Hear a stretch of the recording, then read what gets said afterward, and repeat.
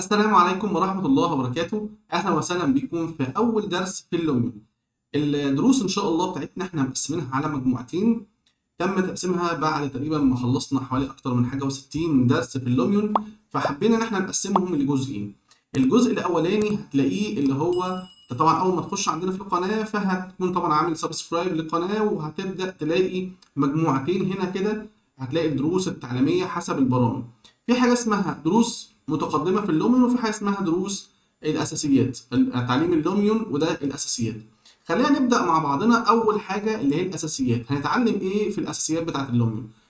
تقريبا إحنا عندنا هنا حوالي 19 درس للأساسيات.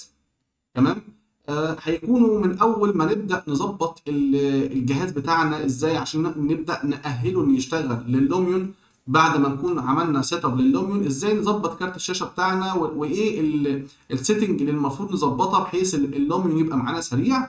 هنبدا بعد كده واحده واحده هنتعرف على واجهه البرنامج، على ازاي نتحرك جوه البرنامج، ازاي نظبط الطقس بتاعنا، ازاي نعرف اللاندسكيب بكل تفاصيلها. الدروس بتاعتنا عموما كل درس بيكون بالتفصيل، يعني مش دروس اساسيات فبنجري فيها، لا احنا بنقول كل حاجه بالتفصيل. يمكن في ناس تحس ان الدروس بطيئه، هي مش بطيئه، هي بس دسمه شويه.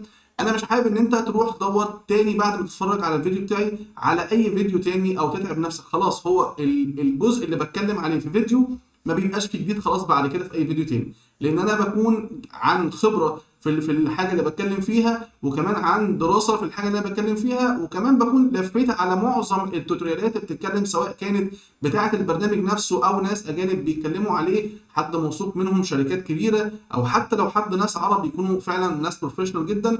بدور على هل فعلا في معلومه زياده او ناقصه لغايه ما اعمل لك درس كامل متكامل عن الجزء اللي احنا بنتكلم فيه. فبعد ما نخلص اللاندسكيب هتلاقينا بنتكلم عن الماتيريال. بعديها هنبدأ نتكلم عن الاوبجكتس، وهناخدها في حوالي 3 دروس، بارت 1 و2 و3. وهنبدأ نتكلم بعد كده عن الريندر. يمكن انت كده خلاص تقريبا لميت البرنامج، عرفت ازاي تعمل بيه حاجات بسيطة. لسه ما دخلناش موديل لغاية دلوقتي او البروجكت بتاعنا، بس انت عرفت ايه البرنامج وممكن تعمل بيه ايه. وهنبدأ نجرب كل انواع الريندر سواء كانت ريندر صور او فيديو او بانوراما. من بعدين بقى تعالى نبدأ نعرف ازاي ابدا احرك، مثلا ازاي ابدا احرك ناس، عربيات، الكلام ده كل ده لسه بنتكلم على البرنامج، ما دخلناش الشغل بتاعنا. بعديها بقى نبدا ندخل الشغل بتاعنا. خلاص احنا عرفنا البرنامج، عرفنا امكانيات البرنامج كويس قوي. يلا ندخل بقى اول بروجكت، وهو هيكون عامل زي ورشه صغيره كده. تمام. انا حابب ان انت تدخل، انت كده كده ما دام دخلت اللوميون يبقى اكيد كنت في برنامج بتاع 3 دي، سواء كان 3 ستوديو ماكس، المايا، مثلا حاجه زي الريفت، اي برنامج سكتش اب، اي برنامج انت كنت شغال عليه 3 دي. فانت عامل موديلنج، فدخل اي موديلنج عن طريق الدرس ده هتعرف ازاي تبدا تكسبورت الحاجه بتاعتك من البرنامج 3 دي لغايه ما تدخلها اللوميون. وهتلاقيني بطبق معظم الحاجات اللي خدناها في الدروس اللي فاتت دي كلها في الدرس ده. تمام. بعد كده بقى نبدا نتكلم عن شويه تنظيم كده، يعني ازاي ما دام هندخل بقى البروجكت يبقى نعرف تعالى نشوف الليرات وننظم دنيتنا. هنبدا نعرف نعمل انيميشن اندور لايت.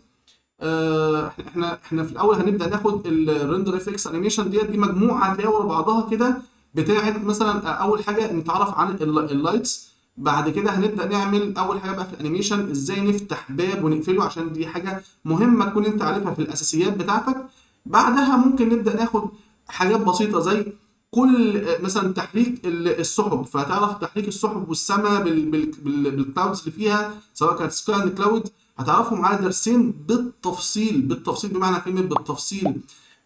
حابب ان انت تقلب المنظر كله يبقى تلج او يمطر، الارض يبقى فيها ميه، كل الكلام ده هنبدأ نعرفه. طب شوية الافكتات اللي اتعلمناهم دول هتلاقي في درس في النهاية باسمه اللي هو كوبي اند بيست بالنسبة للافكتات او للكليبات اللي احنا عملناها.